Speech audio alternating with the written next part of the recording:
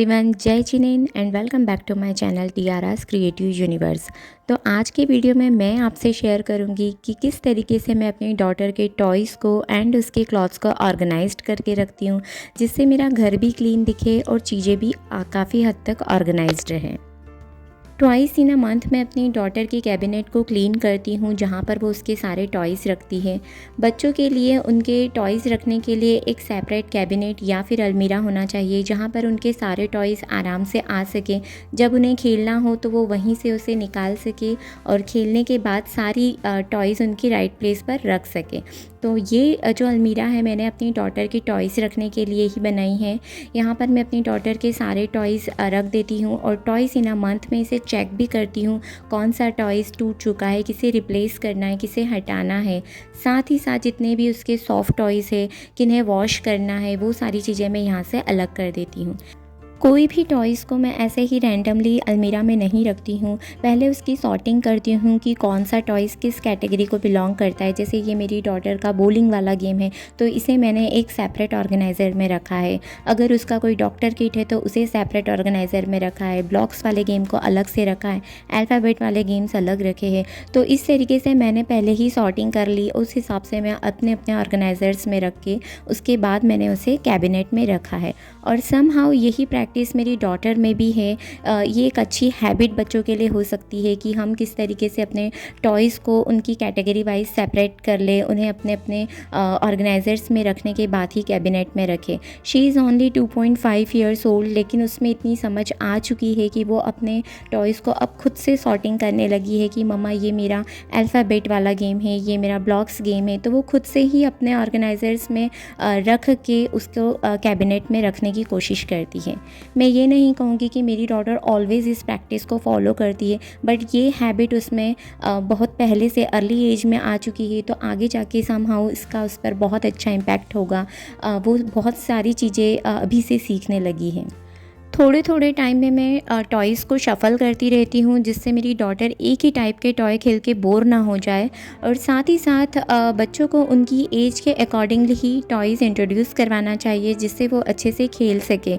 तो मैं अपनी डॉटर को उसकी एज के अकॉर्डिंगली ही टॉयज़ इंट्रोड्यूस करवाती हूँ, उसे वही टॉय खेलने के लिए देती हूँ जो उसकी एज के हिसाब से परफेक्ट है। जो टॉयज़ अब मेरी डॉटर नहीं खेलती है उसे मैंने इसकी अलमीरा से डिस्कार्ड कर दिया है। साथ ही साथ जो चीज़ें मेरी डॉटर के टॉयज़ को बिलोंग नहीं करती है उसे भी मैंने यहाँ से डिस्कार्ड कर दिया है। और इस तरीके से मैंने उसके सारे टॉयज़ ऑर्गेनाइज्ड करके रखे हैं। सो इस तरीके से मैंने अपनी डॉटर के टॉयज़ को ऑर्गेनाइज्ड करके रखा है। यहाँ पर सारे सॉफ्ट टॉयज़ मैंने रखे हैं, जितने भी उसके पास सॉफ्ट टॉयज़ थे वो सारे एक ही प्लेस पे मैंने रख दिए हैं। नीचे वाली शेल्फ़ में कुछ दूसरे अलग टॉयज़ है, जैसे कि यहाँ पर एक बॉलिंग वाला गेम है, इसे एक मैंने अलग पर्टिकुलर बास्केट में रखा है। यहाँ पर एक जो छोटे छोटे से इसके अल्फ़ाबेट्स थे उसे एक अलग बॉक्स में ऑर्गेनाइज़ करके रखा है। और ये वाला जो ऑर्गेनाइज़र था ये मैंने अपनी डॉटर के लिए DIY किया था। इसमें जितने भी उसके रैंडम टॉयज़ है, जैसे कि ये एक बास्केटबॉल की बॉल है, पॉपिट है, कुछ छोटी बॉल से, ये सारी चीज़ें यहाँ पर रखी है। इस वाले किट में ये इसका डॉक्टर किट है, जिसमें ये सारे टॉयज़ मैंने रखे हैं। यहाँ पर उसका जो भी ब्लॉक्स वाले गेम है वो रखे हैं। तो इस तरीके से मैंने सारे जितने भी उसके टॉयज़ थे उन्हें सबको मैंने सॉर्ट कर दिया और उन्हें अपने अपने ऑर्गेनाइजर्स में रख दिया है। नीचे वाली शेल्फ में मैंने यहाँ पर उसका एक क्रेयॉन का सेट रखा है। कभी कभी वो पेंटिंग करने का बोलती, स्केचिंग करने का बोलती, तब मैं उसे ये यहाँ से निकाल के देती हूँ। यहाँ पर एक उसकी लर्निंग कुशन रखा हुआ है। कभी कभी वो, जब भी मैं उसे स्टडी करवाती हूँ तब ये उसे पढ़ती है। और यहाँ पर यहाँ पर भी कुछ रैंडम टॉयज़ मैंने रखे हैं जो कभी कभी वो खेलती है। इसमें कुछ चूचू टॉयज़ है और कुछ कार्स है। तो ये सारी चीज़ें मैंने यहाँ पर रखी हैं।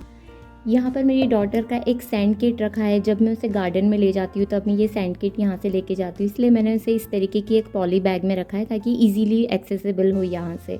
तो ये सारी चीज़ें इस तरीके से मैंने ऑर्गेनाइज़ करके रखी हैं।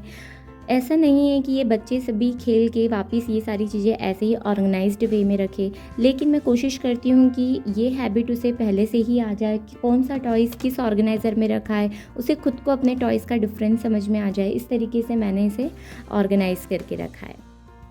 अब बारी आती है क्लॉथ्स ऑर्गेनाइजेशन की। तो मैं अपनी डॉटर के सारे क्लॉथ्स को किसी न किसी ऑर्गेनाइज़र में ही रखती हूँ। कोई भी क्लॉथ्स उसके डायरेक्टली मैं अलमीरा में नहीं रखती हूँ। तो यहाँ पर जैसे मैंने जो मेरी डॉटर के न्यू क्लॉथ्स थे उसे मैंने यहाँ पर ट्रांसपेरेंट पॉलीथीन में रखा है, जिससे मेरी डॉटर के क्लॉथ्स विजिबल भी हो जाए और साथ ही साथ डस्ट फ्री भी रहे, क्योंकि बच्चों के जो कपड़े होते हैं वो बहुत ही लाइट शेड्स में होते हैं। जब भी हम उन्हें हाथ लगाते हैं तो थोड़े थोड़े डस्ट पार्टिकल्स उन पे आ जाते हैं। तो मैं अपनी डॉटर के सारे जो न्यू क्लॉथ्स हैं उन्हें मैं इसी तरीके से ट्रांसपेरेंट पॉलीथीन में रखती हूँ और उसके बाद ही मैं उसे ऑर्गेनाइजर्स में रखती हूँ।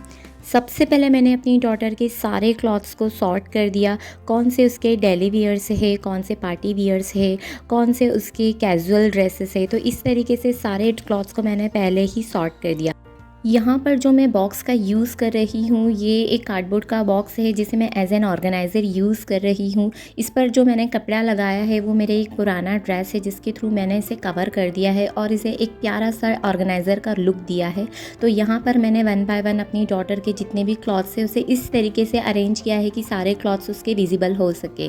तो डिफरेंट डिफरेंट ऑर्गेनाइज़र्स में मैंने डिफरेंट डिफरेंट कैटेगरी के क्लॉथ्स डाले हैं। जैसे ये वाले ऑर्गेनाइज़र में मैंने अपनी डॉटर के सारे जितने भी क्लॉथ डायपर्स थे वो सारे अरेंज करके रखे हैं। कुछ विंटर वियर्स भी मैंने यहाँ पर रखे हैं। तो अलग अलग बॉक्स में अलग अलग टाइप के मैंने क्लॉथ्स ऑर्गेनाइज करके रखे हैं। ये वाले बॉक्स में मैंने अपनी डॉटर के जितने भी कैजुअल ड्रेसेस थी वो सारी मैंने इस तरीके से अरेंज करके रखी है, जिससे सारी ड्रेसेस उसकी विजिबल हो सकें। तो इस तरीके से मैंने डिफरेंट डिफरेंट टाइप के ऑर्गेनाइजर्स यूज़ करे हैं। यहाँ पर मैंने अपनी डॉटर की सारी कैप्रीज अरेंज करके रखी है। जितनी भी कैप्रीज वो पहनती वो सारे एक बॉक्स में रख दिए। ये वाले छोटे बॉक्स में मैंने उसके कुछ इनर वियर्स रखे हैं। तो डिफरेंट डिफरेंट टाइप के जो क्लॉथ्स है उसे डिफरेंट डिफरेंट ऑर्गेनाइज़र में मैंने रखे हैं।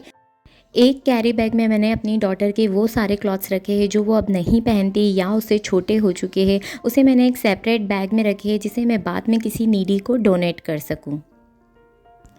तो इस तरीके से मैंने अपनी डॉटर के सारे क्लॉथ्स को प्रॉपर तरीके से ऑर्गेनाइज्ड करके रखा है।